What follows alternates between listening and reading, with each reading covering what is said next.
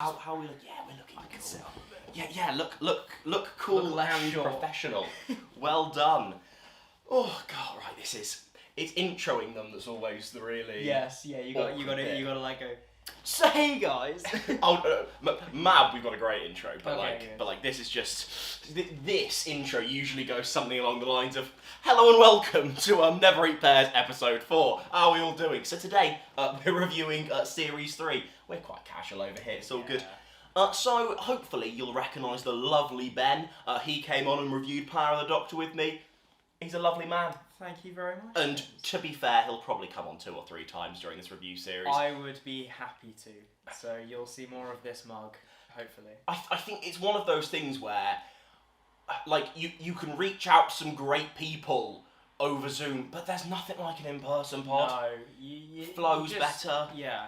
All of my amazing jokes, there's a delay on the laugh, and I can't really cope with that, unfortunately. That awkward pause of waiting to know if someone is genuinely going to laugh or if they're processing whether they should laugh or not. Yes, or if they've just decided not to laugh at all. Well, there is that, yeah. It's a sad life. Lighting-wise, we're all good. Sorry, I'm doing the usual checks, but that's okay. But I'm going to start you off. Okay. I hope you haven't prepped anything. You won't have done. I know. I was planning on prepping and then I forgot what series we were reviewing, so I didn't. Okay, so luckily this isn't about Series 3 to begin with. Okay. I'm just going to give you 5 bloody fun quick-fire questions to see how you cope. So Ben, which Doctor actor, so an actor who's played the Doctor, would you be most interested in seeing playing a different incarnation Of the Doctor? of the Doctor? Because I think there are many, because I mean, the answer I think we've got a couple of times is Capaldi is a fantastic actor, so could probably pull most of them off. Yeah. Even though I don't think that's particularly untrue of most of the other examples. No, I think all of them could give very different, very interesting looks at the Doctor, but it would be difficult to kind of differentiate them or separate them from their previous incarnations. But I have, like, part of me really just wants to see Jodie do more with a better writer. Because, like, there were moments that we got throughout, especially the end of Series 12 and Flux, where she kind of became a bit more like 9, and a bit and that anger of like freshness that 9 has from the Time War kind of came out a bit more in her. And I would have loved to have seen a version of Jodie's Doctor that is dealing with a lot more emotional turmoil than we saw her deal with. So kind of seeing like a 9-esque version of Jodie where she's gone through something incredibly traumatic and then is having to deal with the repercussions of that and fighting, trying to be a bubbly person with what she's had to deal with, I feel could be really interesting. And the stuff that I've seen Jodie Whittaker do, I know she could quite easily pull it off. Like her, I love Broadchurch, I love all the people in Broadchurch. When Jodie is probably the best performance in Broadchurch, for me, you know she could, like, I think most modern incarnations, I don't think 12 would be very suited to her, but like 9, 10, 11, all of those she could give a damn good Absolutely. go off. And I'd love to see more of Paul McGann, because we only got him in the movie and then the Night of the Doctor, and there's just so much more of that character that is explored in Big Finish that I just want to see explored a lot more in that, and I feel like any other interpretation that he gives of the Doctor would be amazing. I would very much love to see that.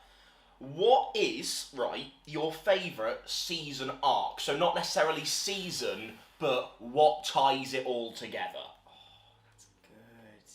It is. I am great at writing questions. How long have you been planning these questions? I use the same questions for every guest, so I wrote these questions once. Okay. I think it's got to be season 3's.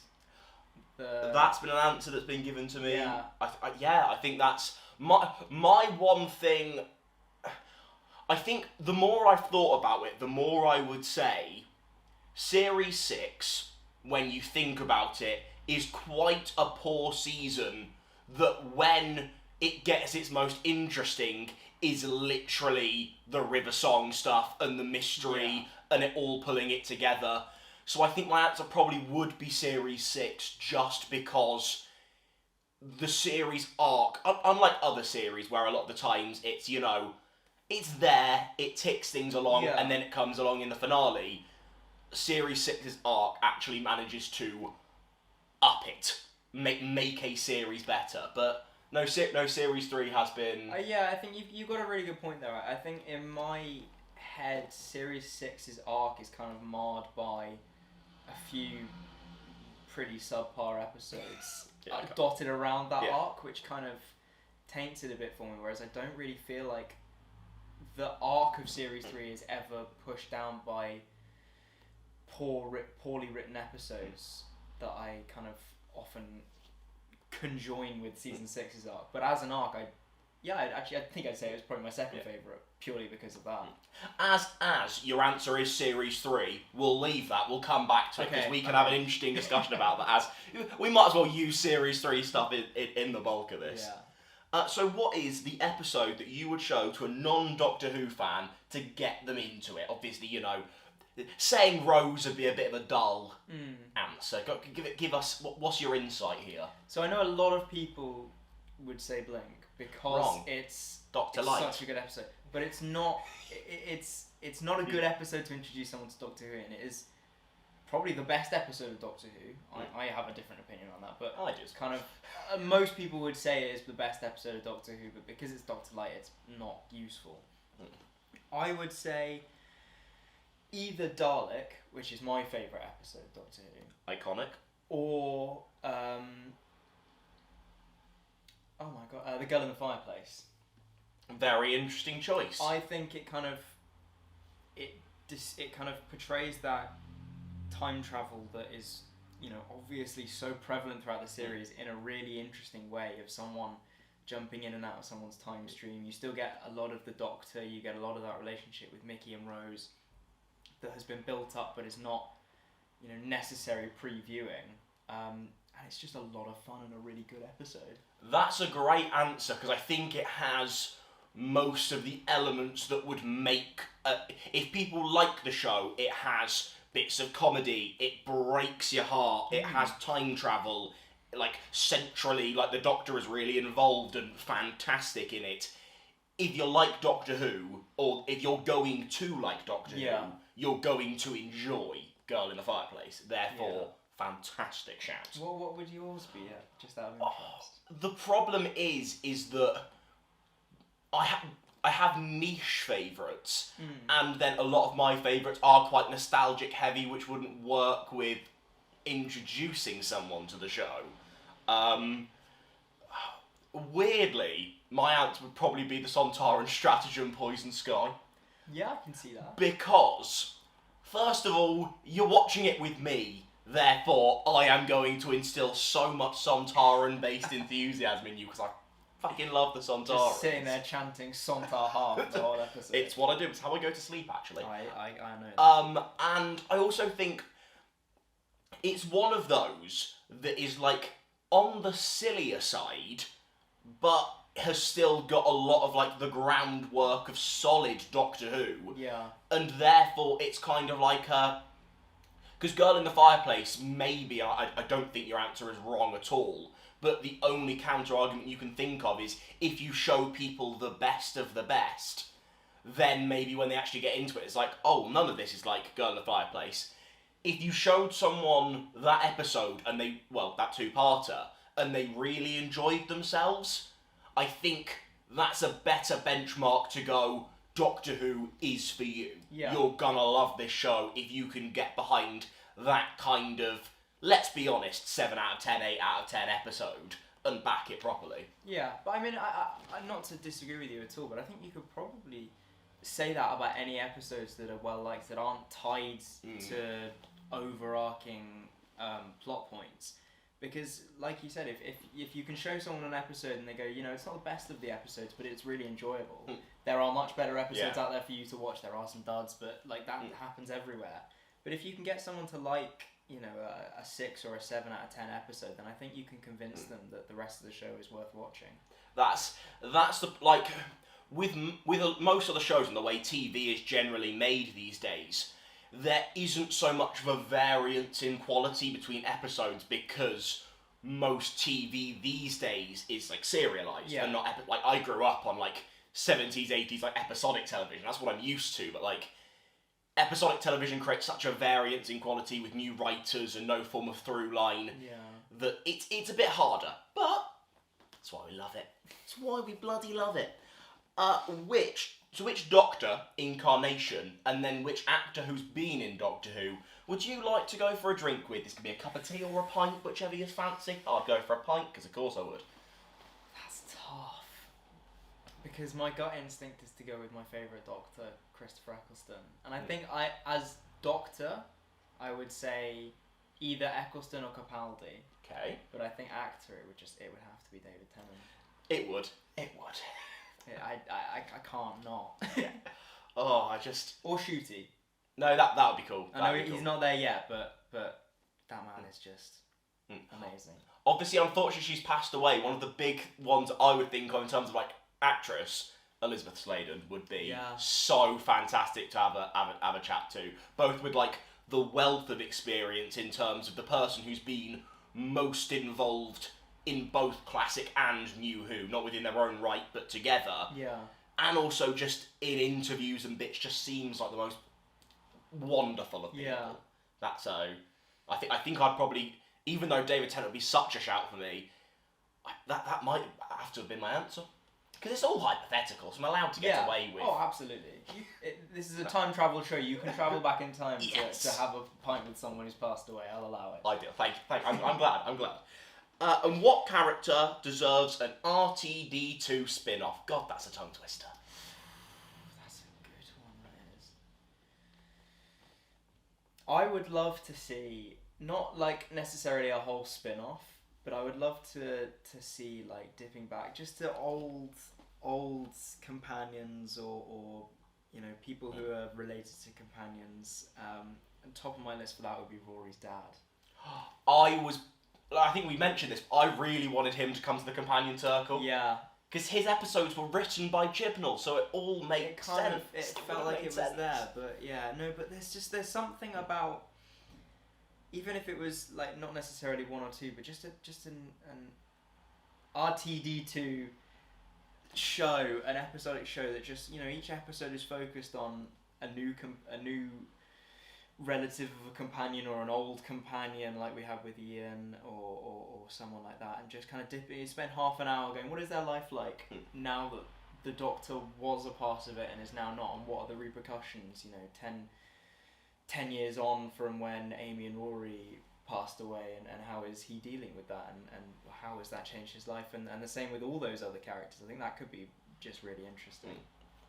Yes. Banging. I love that answer. Thank you. Series 3 of Doctor Who. Yes. I mean, you could start with many a question, but what are your thoughts?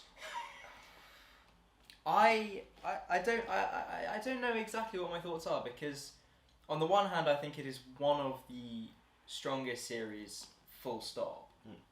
But on the other hand I think it does have a bit of a reputation of being a bit overrated because it has so many good episodes in it. You got Blink.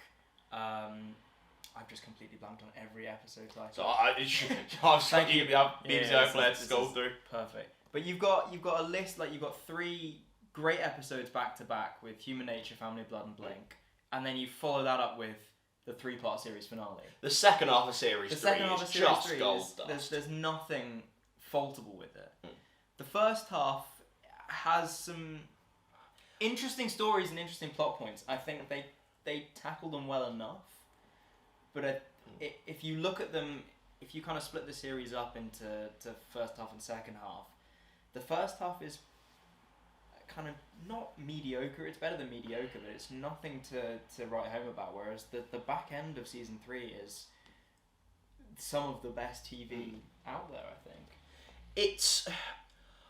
I've always, because obviously, you know, I quite like consuming like people's opinions on Doctor Who, and I think I have seen people call, especially compared to other RTD seasons, I've seen people compare this as like the best and the worst. Yeah. And I think the more I think about it, while I think it has some really fantastic elements, I think out of RTD's lot, and this is controversial because a lot of people like shit on Series 2 these days, I think it might be my least favourite. Really? Because I've got to admit, you look at episodes 1 through 7, you've got Smith and Jones, good. Shakespeare Code, for me, is a bit meh. Gridlock, I probably would give it a bad review. I just don't really enjoy Gridlock. I'm then going to surprisingly say Daleks in Manhattan and Evolution of the Daleks are slightly overhated. Then they're still pretty weak Dalek stories, but people really hate that two-parter, and it's not that bad. Lazarus Experiment, pretty much unwatchable for me, and 42 is fine at best. You do really have this, to think of a better word, oxymoron of a season. Yeah. Which you could probably argue that it has both, certainly RTD's, because Series 7B exists, but you have probably RTD's worst run of Who, and maybe his best run of Who. I'd probably say there are runs in the latter run of Series 4 I probably prefer to the latter run of Series 3, for example. But I mean, it's a weird series. I mean, I'm just gonna do what you do and go through each episode. I don't think they're all fantastic episodes, but I do enjoy a lot of the front half of Series 3. I think they're fun romps that you can sit through and watch. Smith and Jones I really enjoy because the Judoon have a special place in my heart. Judoon are iconic. And the Plasmorph is just fun watching a woman go around like an old lady vampire is just a great idea. The Shakespeare Code is fun. As an acting student, I love a bit of Shakespeare, so... As an acting student, I don't love a bit of Shakespeare.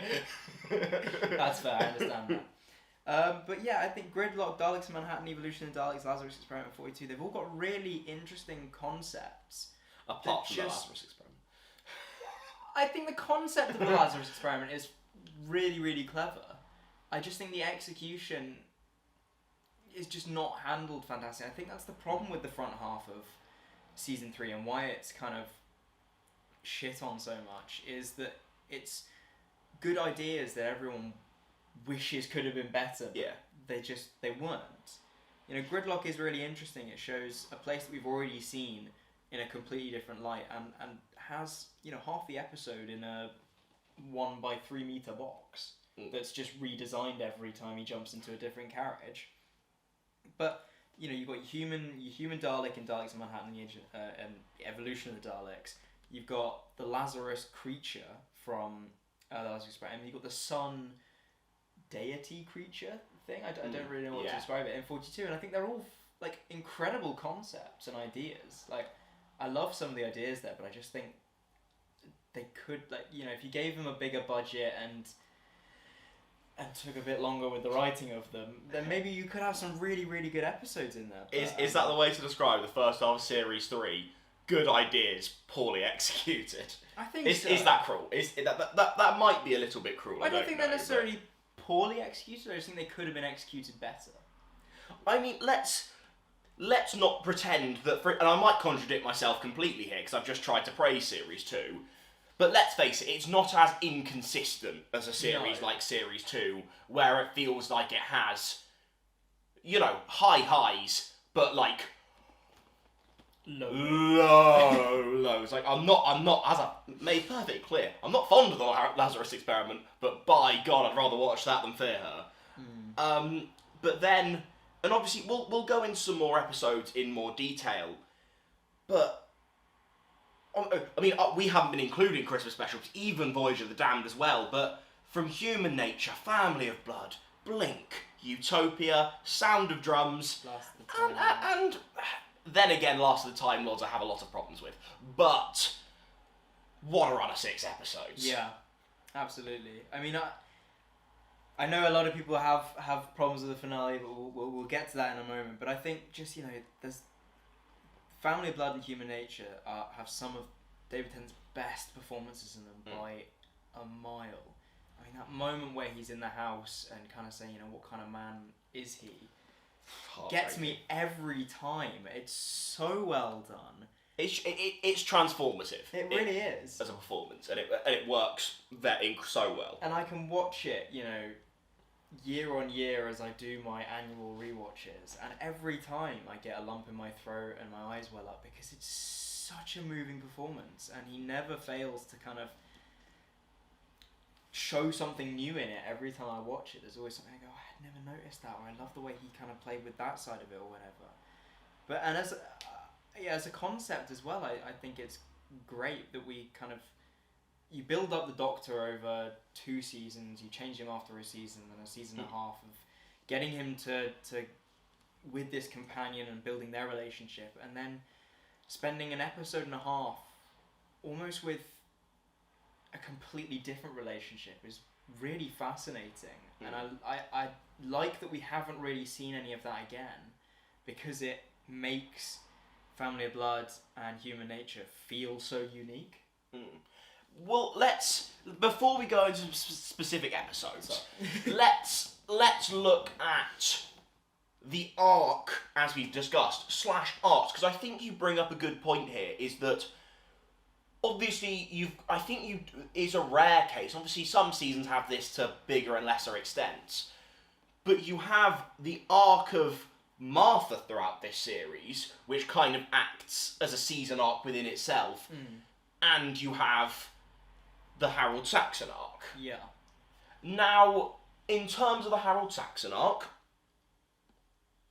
in terms of an arc that you don't want to influence things, in terms of what you'd call the classic RTD arc of hints and setups dropping throughout a series, slowly building to a conclusion. Yeah.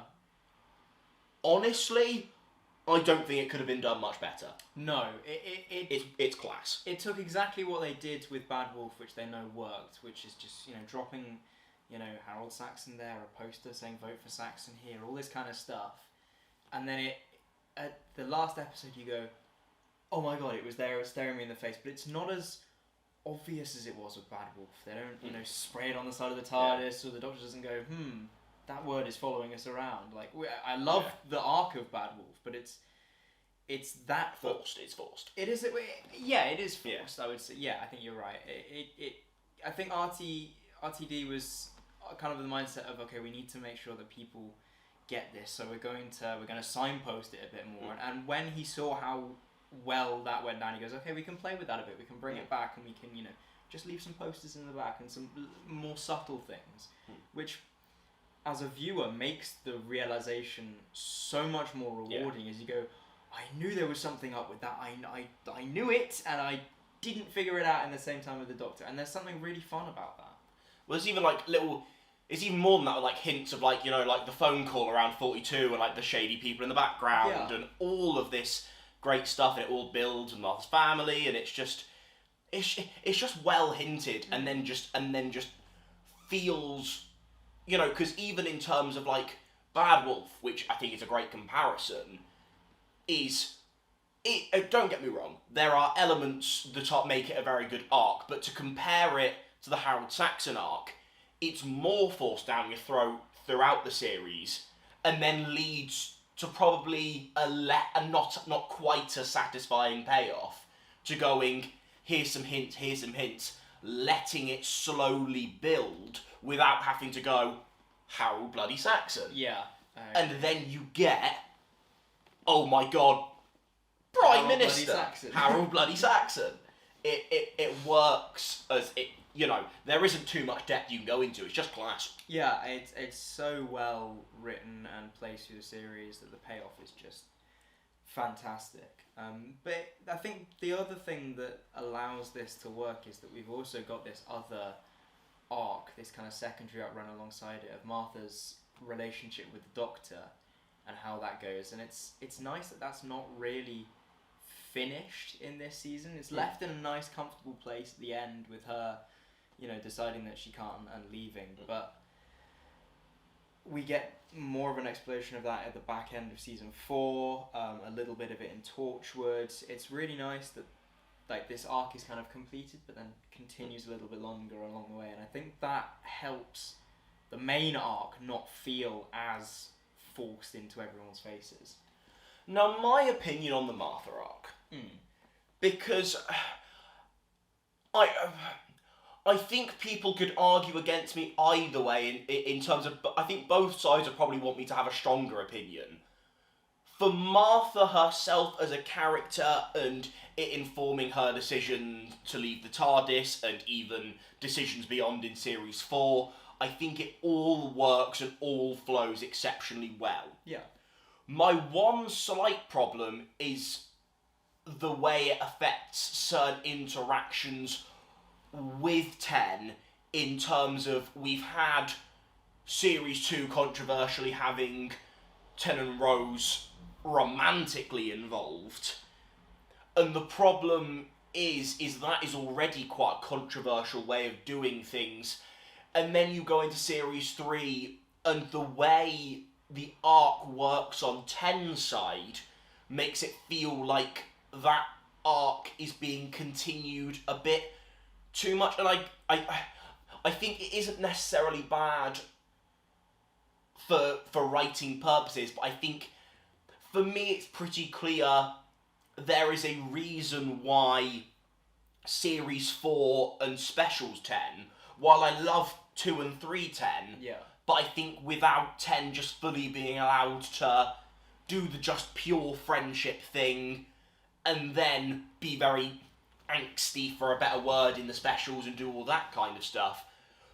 Without those seasons, I don't think 10 is the Doctor we put him on a pedestal for today. And it's tough because you've committed to the Rose arc, therefore you've kind of got to show some form of payoff. But it's a debate. Yeah. I think the reason I think the whole of Ten's arc works in that sense is because you get to see an entire relationship and then grieving process through three and a half seasons worth of a man doing his stuff. Yeah. Which is something that I think everyone watching can relate to in some capacity. You develop a close bond with someone, and then that bond is taken, and then you have to kind of try and in yourself understand how that works. I mean, we know that the Doctor has spent a lot of time grieving because of, basically being responsible for ending the Time War, and we know he had a family at some point because I can't remember who it is, but someone mentions they have children, and we know he has a granddaughter. So we know that the Doctor has loved in that capacity before, but seeing it happen with Rose and then watching it being taken away, you can relate to that as a human, even though he's not. Which is why I think it's really nice seeing it from the other side, when you're in Martha's position and you're coming into any form of relationship, whether it's a friendship or a romantic one, and going, I'm really invested in this person, but I don't understand why they're not as invested in me.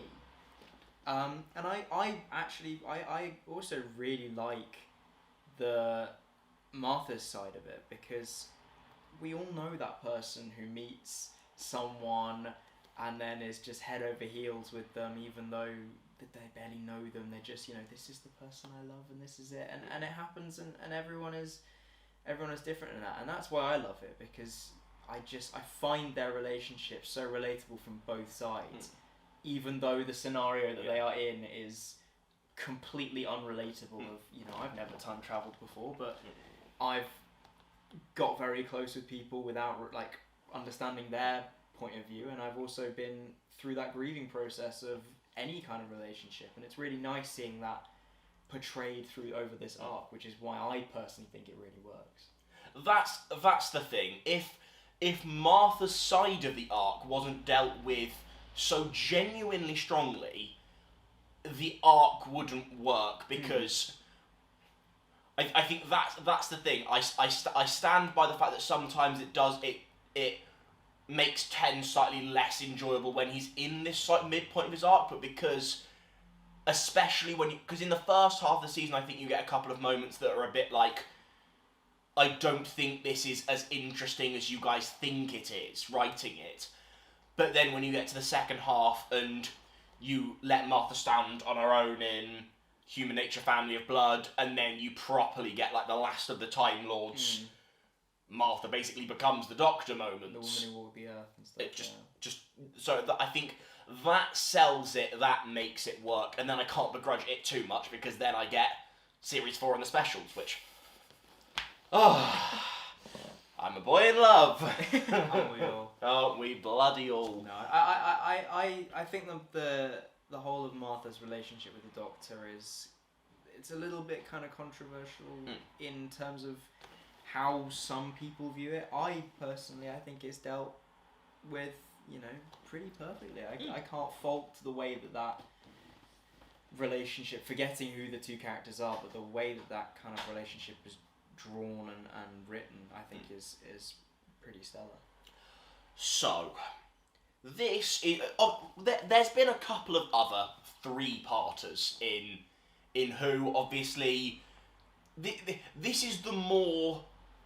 Because obviously there'd be some people that would consider Turn Left into Stolen Earth Journey's End a three-parter. I've always considered that a two and a one-part personally. I think this is the most overt three-parter I think we get in RTD's Who. Yes. Obviously you've got like the Monk trilogy and things like that.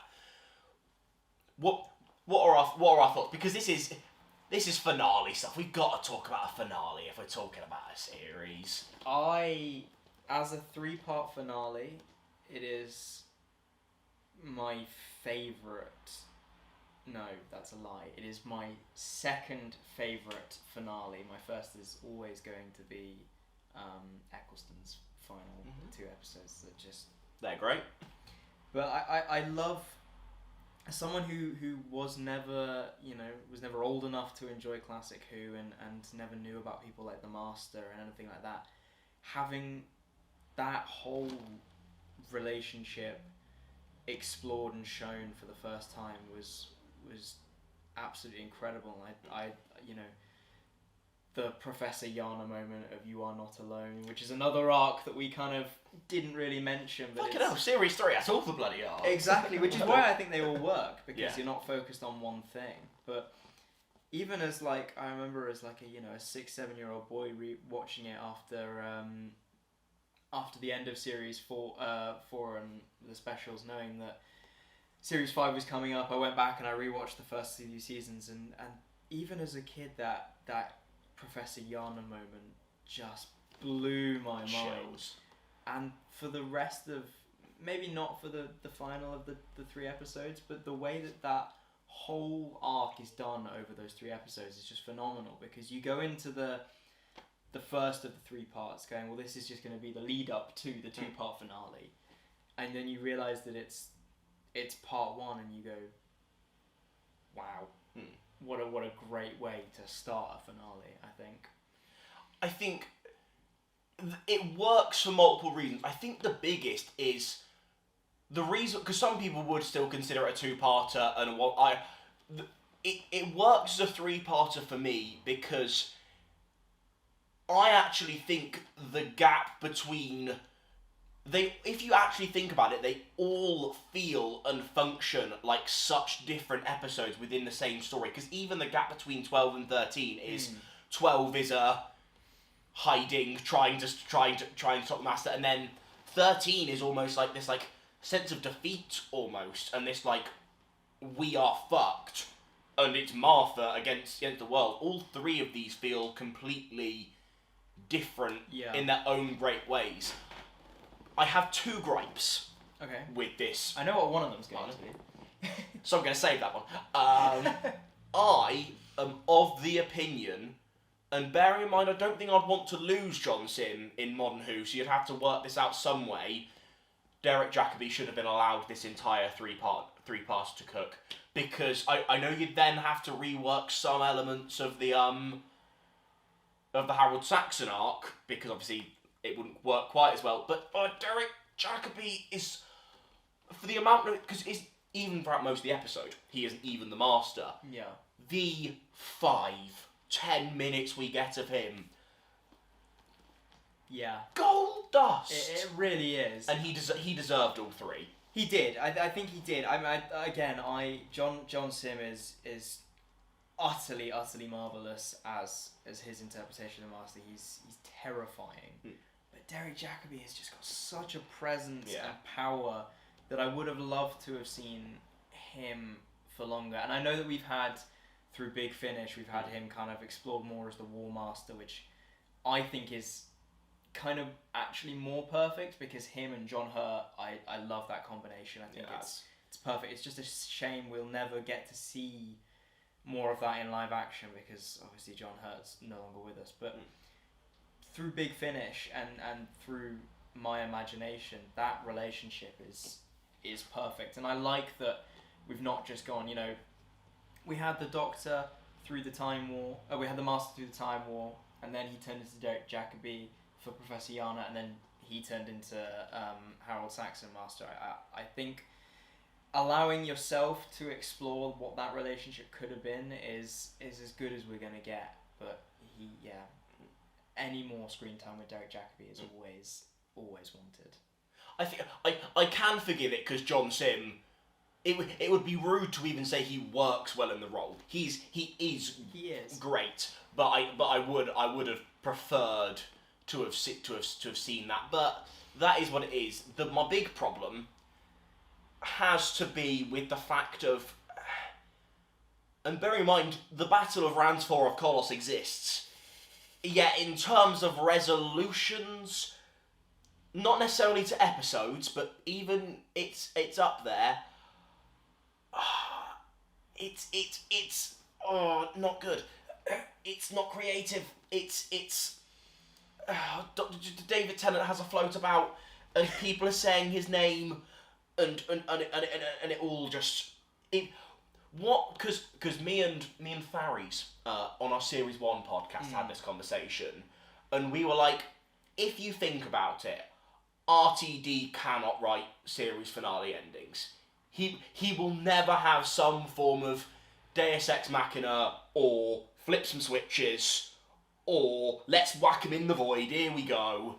He will never not have those endings, but what he does make up with is emotion and heart in his endings. And that's why his endings work, because, for example, the conversation between Tennant and Smith, and obviously Tennant and Sim. Fucking hell. And then, too many names.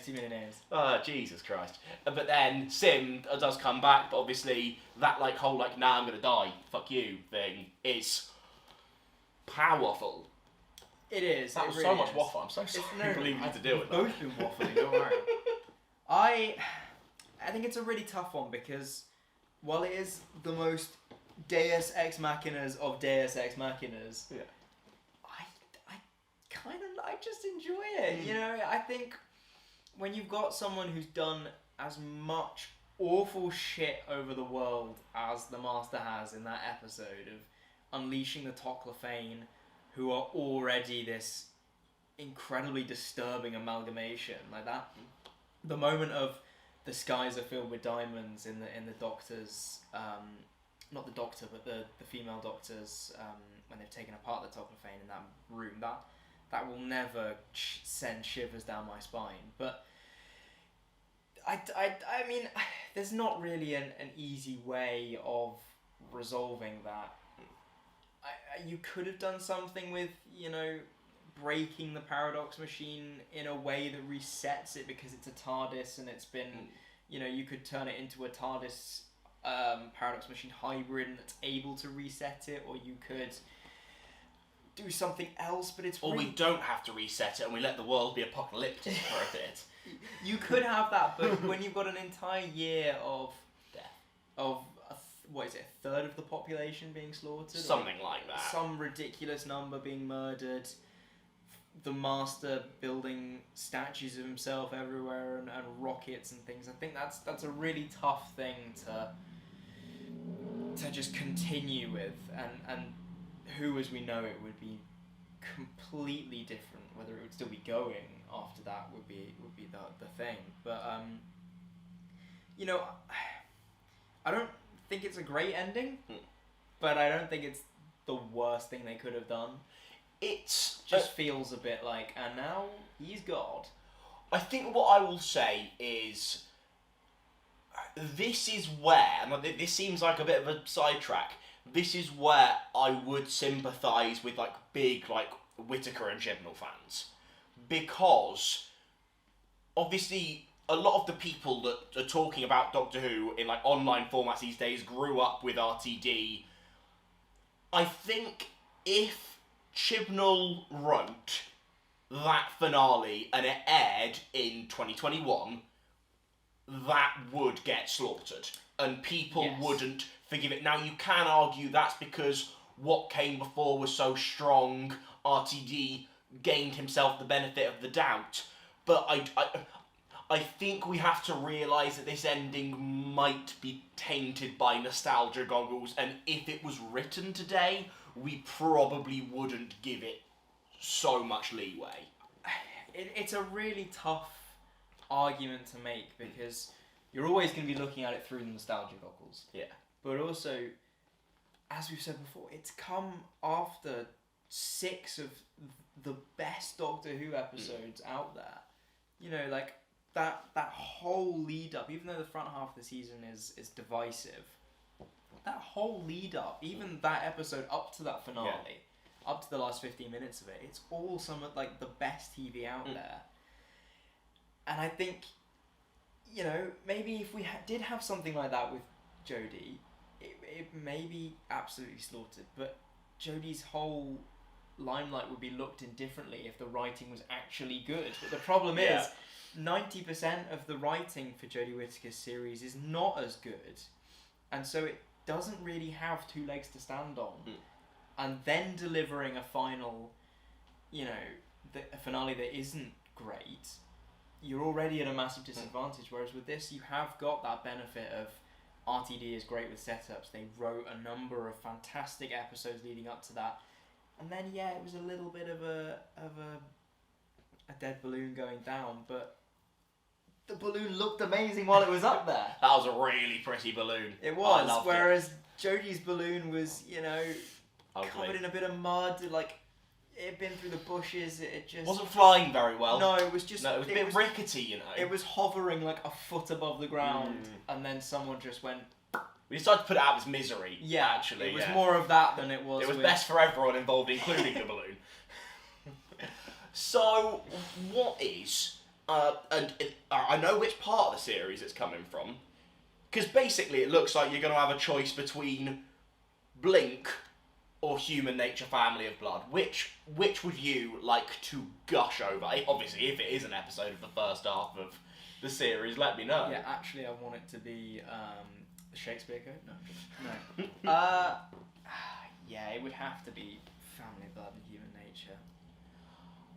It's... Obviously, we've mentioned David's performance, which is fantastic.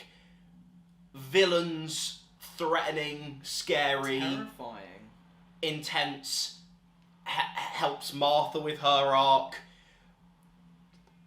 I would find it hard to not put this in a top 10 episodes of all time, to not easily give this a 10 out of 10. Perfect Who. Whenever I look back at these 2 episodes, I really struggle to fault them at all. There's so many fantastic little moments. Just enjoying David Tennant being a school teacher at the start of the war. That whole bit with Thomas Brady Sangster during the war, and then the remembrance section afterwards. I always forget it. You literally forget about that part, yet it's such a beautiful part of it. It is. It's gorgeous. I mean, is it Harry Baines? Is that the name of the... Half? No. I don't know. Jeremy Baines? Possibly. But him, even before he's great. Even before he's infected by the family, he's a kind of weird, creepy guy, and then like that performance is fantastic. The entire Family of Blood is just... They're just so creepy. good. And I'd never want them to come back. Ever. No, absolutely not. Don't you dare fuck with that. And the way that they are left at the end, there's something... I love that narration at the end of it, where he's talking about... Son of Mine is talking about how the family are dealt with, and the bit where he talks about, you know, he still visits my sister every year. She's always in the back of the mirror. It's just like, it's another one of the things that Moffat is so good at, which is taking like a regular thing and turning it into a primal kind of terrifying, creepy thing, like with the angels or whatever. You suddenly go, yeah, that thing that's in a mirror, yeah, that was something that nearly destroyed the Doctor. So just don't worry about that. It's one of those things where I've completely lost my train of thought. No, in terms of that ending bit, and this episode is filled. It has about 3 or 4 great endings, because you've got the Joan Redfern ending and the conversation with the 10th Doctor. You've got the locking up of the Family of Blood, and you've got the war stuff. This episode has 3 different endings, and they're all fantastic. I also really like how you get little shades of this, but at the end of this is very like start of like the Time Lord Victorious kind of David Tennant arc, and it's just like the ending's powerful as fuck. It's so good. It is. It really is. And there's just moments dotted around that I love. I love the bit where Martha schools Joan Redford's grandmother, and she talks about all the bones in the hand. I love that moment. I love the bit where the school is invaded by the scarecrows, and all the boys are shooting them and they're crying. It's so powerful. I love the bit at the dance. I love the bit where David Tennant throws the ball and saves. It's just there's nothing I can fault in these 2 episodes. They are absolutely fantastic. They're great. The only problem is they're not episodes that you can show someone, I feel, as it's too confusing. as your first question, as an introduction, because you go, okay, there's this character and he's like all these kind of things, and now he's no longer him, and you're like, wait, hang on, but it was marketed on him and now he's not. I don't understand. That's the only negative I have about this episode, is that you need all the context of Doctor Who, I think, to enjoy it properly. Blink is another one of those episodes that is in terms of using the Doctor light, I think formulaically you can't do a Doctor light pretty much any better, because the Doctor is both involved in the story and barely there. The Doctor couldn't be more involved for the type of story they were trying to tell. Yeah. But then also, you've got such amazing use of time travel. Obviously, the Weeping Angels have become a bit like oversaturated and overused. Honestly, it's weird because, especially in like their Matt Smith appearances, especially the 2-part in Series 5, I think they're used very well. I really like them in that. But I still think there's half an argument that this should have been the only time they ever appeared, because I think this episode hasn't necessarily lost credibility, but I think people forget how much just like an ingenious idea and creation this was. I agree and I disagree. I think you can't create creatures like this and like do them so well and kind of not have them go up against the Doctor in one, because they're shown to be such a force. You have to kind of show how much he struggles against them, which is why I think they kind of had to be brought back. But at the same time, it's so perfectly done that it is slightly tainted, especially with things like Angels of Manhattan. That it is a bit of a shame, but I can't believe we haven't gushed more about this episode as well, because it's got so many great moments. It's so well written, and I've seen the argument quite a few times that it is overhyped. I completely disagree. It's just not, though, is it? It's so well done. I think the way it works, is because of its 2 cores. You've got the core of Sally Sparrow and that incredibly interesting character and the way that all plays out, mixed with the time travel-y David Tennant things being predicted, and it's a Stephen Moffat episode from start to finish. Oh, absolutely. It feels so him. It feels the best of him, and that's where this episode is just cooking on gas. Like people think about this episode, like from the David Tennant speech to the end, which is 10 minutes of pure fear and terror, yet also great quality. Yeah. But even just like the bits before and like Sally getting connected to like characters like the policeman and then, you know, seeing them as they die. That always ruins me. Life is short and you are hot when he's in his hospital bed. Just it's such a like the way that Sally Sparrow is able to interact with people both in the future and the past, with her friend who sends her grandson and that, and then with the police officer. It's done so well. I don't think it could have been done any better, and I love the idea of having this creature that doesn't really kill you. It just kind of fucks you over a bit.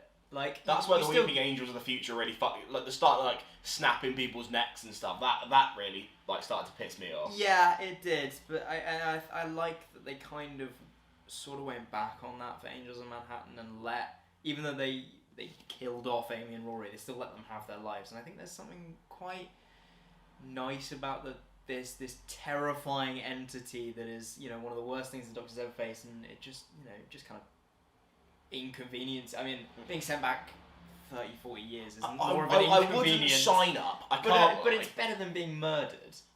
Yeah, I'd agree. I'd rather that than some Sontaran just showing up and shooting me.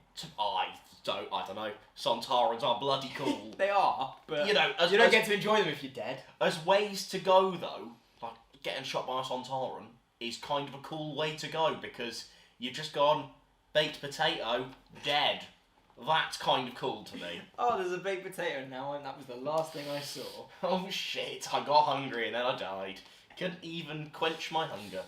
Damn it. Shit. But yeah, Blink is class. It's so good. You know episodes like that are good when there's fuck all to talk like I can't be there and go, oh yes, that performance wasn't quite up to snuff, or that bit isn't like that run of 3 episodes, and then obviously going into what we've talked about in terms of the great finale it's just class. It really is. It really is great.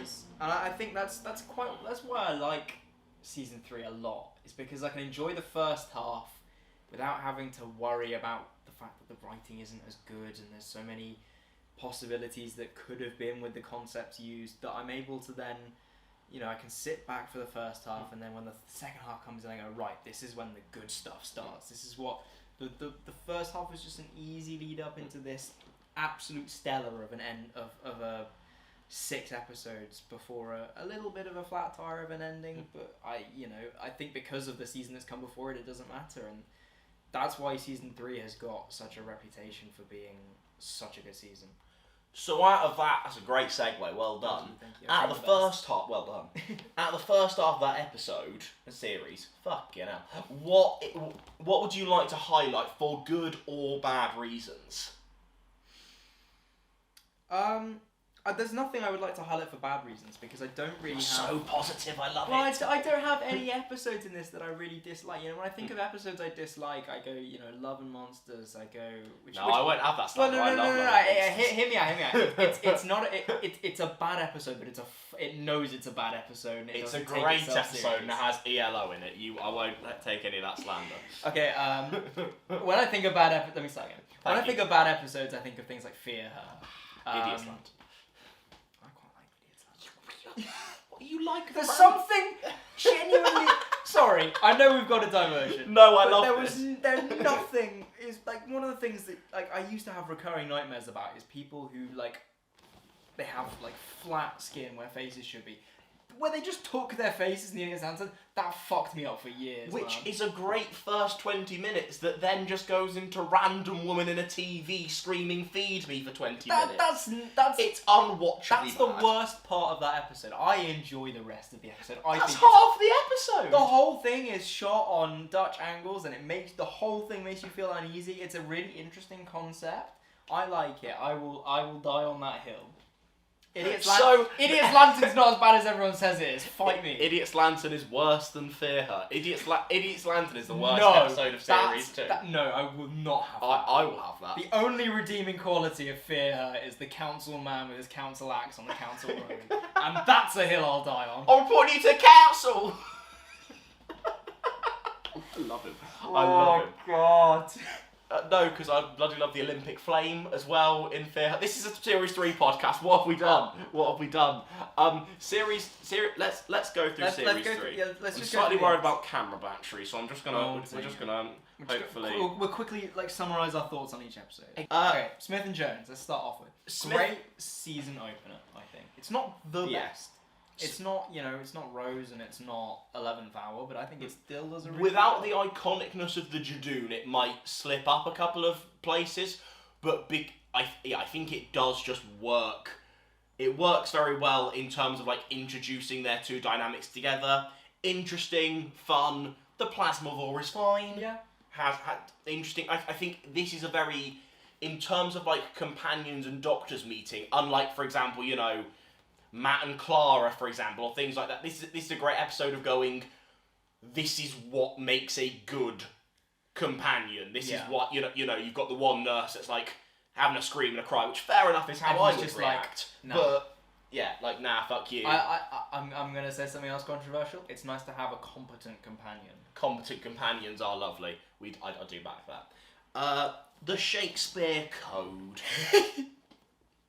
Now, the thing is, there are some lovely moments in here. I do quite like a lot of the whole Tennant's. When Shakespeare in media, this is really nerdy. For me, when Shakespeare works best in media is when you slightly fuck with the idea of Shakespeare. Yeah. So when, like, Tennant's giving Shakespeare some of his famous lines, he goes, oh, I'll use that. Quite fun. Yeah. The whole Shakespeare has a bit of a flirt with Arthur, I kind of rate it. The fact that this episode heavily hints that Shakespeare is a bisexual man, as history has very much, there's lots of evidence towards Well, he that. didn't exactly hide it in half his sonnets, did he? Exactly. I bloody love that. The problem here is, as I like Sontar and Stratagem, Paws and Sky, I love Silly Who. There's just 3 fucking witches having a cackle and does. It's because it's Macbeth's witches. Yeah, but That's the whole point. now we're getting really nerdy. But the witches are the worst part of Macbeth. Why couldn't we just have a story where? The worst part of Macbeth. Sorry, you've got a Scotsman who's just trying to become king and just stabbing people to like become powerful. That's the cool bit of Macbeth. They're a metaphor for stuff. We haven't got time to go into it here. They're a metaphor. The acting student of us is just like The witches are a metaphor in Shakespeare, in Macbeth, which is why they're necessary. And they work in this episode because it's kind of like a piss take of that. It's like, oh look, it's the 3 witches, woo. Sorry, I don't know what happened there. I enjoyed that more than you'll ever know. That was really entertaining. Yeah, Thank you. Shakespeare's Code is fine. Gridlock, you in this pod have said, oh, it's this use of the same caravans dressed up differently. That to me comes across so cheap. It's one of those things where it's like, I get it, Doctor Who hasn't always had the best of budgets. Obviously that's the big joke about the classic series. The problem is, the Macra, you probably could do those as cool villains, but here they are just portrayed as giant crabs, which is kind of what they are, but I think you can do more cool things with them, and therefore it's kind of, I don't know, with all just cats and hopping from place to place, obviously, you've got the... Just cats and hopping from place to place. That's how we describe this episode. This podcast is incredibly analytical, as you've seen. Obviously, you've got the ending bit with the face of Bo, which does work incredibly well. I don't enjoy Gridlock that much. That's fair. I don't think it's a particularly groundbreaking episode at all. I just think it's, I don't think it needs anything more than the same set dressed up 5 times because they're all in the same car. I think, the Macro were underused and it was just a case of, oh, we need something to be putting the cars at rest, just throw in some big fucking crabs. They had them in Classic Who, didn't they? And it kind of feels a little bit like that. But we're going to go to the fast lane and we're going to kidnap Martha. But I think it is a filler episode, but it gets the points that it needed to get done. It gets you that better relationship with Martha when she sits there and she's like, I'm not moving till you tell me about Rose or whatever. I'm not moving until you tell me about yourself. We have that whole bit with the face of Bo. It didn't need to do a lot more. And I think what it did was, you know, a bit of fun. It's not great. I like the concept of moods as stickers that is just thrown up. It's like, hereby this mood. I think that's a really interesting concept, and I wish they'd played much more with that than they had with the cars and the macro. But it's fine. That was the way to make this story work. Is doesn't really sound like Saturday tea time telly, but let's go dark and let's see this something a bit more dystopian, and let's play into it a little bit. Mood drug dealers. What is the villain of this episode of Doctor Who? Your local crack dealer. Stay away from drugs, because in this case they'll literally make you happy. Don't they already? Daleks in my hat, an evolution of the Daleks. I think this episode holds the title, well, this two-parter holds the title of both not being great and being one of the most over-hated episodes of Doctor Who. Oh, yes, it definitely does not deserve a lot of the hate that it gets. Like the rest of them, it's not anything groundbreaking. This is where I'll let you get away with the interesting concept, not particularly well executed argument. I think the big irritating thing here is the American accents. They're cringe. Yeah, but I like the exploration into the treatment of people during that time and the divide between the rich and the poor. I think that's nice, and it's a nice use of a. It's not nice, obviously. The rich and the poor is nice. But it's a good place to start a story, because there's a lot you can explore there. I like the concept of the pig slaves having like this really short lifespan, and I like Laszlo as this half pig human hybrid. It's kind of cool. I like the Cult of Skaro. I think they're always fun, and I love Dalek sex, half human Dalek form, because that's the kind of thing that they would do. They're the thinkers, and then they turn their back on him, and I'm like, that's actually fun. It's all that's the thing. We've all probably seen enough of their Daleks. They're invading. I can watch Total Earth Journey's End a million times. I love all the stuff in Series 1. But let's do something different. At this point in Who, you need to do different things with them, and I think this episode explores interesting enough ideas about Daleks. Well, this is what the fourth time we've seen the Daleks properly. Yes. We had Dalek, where you have one Dalek storming an entire compound and kicking ass. We've got an entire fucking fleet of Daleks at the end of Series 1 that bomb the world, and they're only stopped by time, basically. We've got Doomsday and the other one, which I've forgotten the name of again. I know what you mean. The final two parts of Season 2, where we see them up against the Cybermen, but the whole time they're kind of doing the same thing, so it's nice to see them doing something different, and I think we need more of that. We need more of classic enemies that we've seen a number of times, but not just doing the same thing. Let's not bring back, the Sea Devils for the sake of bringing back the Sea Devils. Let's bring back the Sea Devils to do something interesting with the Sea Devils. Well, thank you very much for watching this podcast, because my camera battery's about to die. Sorry. Well, that's absolutely fine. I'm going to end this by saying I think the Lazarus Experiment is a good episode. It's just got shit CGI. I hate the Lazarus Experiment. Is there anything you want me to promote? Shall I put some Torneo links in the description? Oh, I'm not going to stop you. I have a band called Torneo. We have some music on Spotify. We'll have some more stuff coming out. They're good. They are bloody good. I do love listening to a bit of Torneo, even though the debate's always been Torneo. I think nobody knows. We call ourselves Torneo, but the radio calls us something different. So fair enough. Can't argue with them.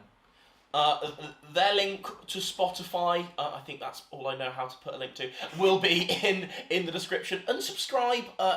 We'll be reviewing Series 4 soon. If you like Ben, he'll be here soon. This is the debate. The camera battery could die any minute. I know. It's going to end. Yeah. Subscribe. See ya. Bye. Fucking camera battery.